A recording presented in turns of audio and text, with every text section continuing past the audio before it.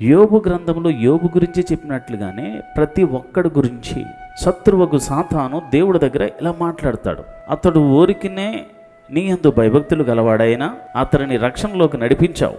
అతను ఏమడిగితే అది ఇస్తున్నావు. అతనికి జయములు ఇస్తున్నావు, విజయములు ఇస్తున్నావు, అద్భుతాలు జరిగిస్తున్నావు, ఆశ్చర్యకార్యాలు జరిగిస్తున్నావు. కాబట్టి అతడు నిన్ను ఆరాధించడంలో గొప్పేముంది? అతనికి శ్రమలు కలగజేయి, అతనిని ఆర్థికంగా కృంగది, అతనికి ఆరోగ్యంగా కృంగది, అతడు చేయు ప్రతి పనిలో అపజయాన్ని కలగజేయి.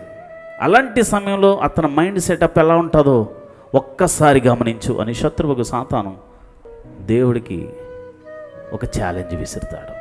ఆ ఛాలెంజ్లో దేవుడు అంటాడు, ఆహారం ఉన్నా లేకపోయినా నా నోట నుండి వచ్చి ప్రతి మాట వల్ల బతుకుతాడు. అతనికి వస్త్రములున్నా లేకపోయినా నా కృప చాలునని బ్రతుకుతాడు. అతడికి విజయం ఉన్నా లేకపోయినా నీ సన్నిధి నాకు తోడుగా ఉంటే చాలని బ్రతుకుతాడు అని దేవుడు శత్రువుకు సాతానుతో చెప్తాడు.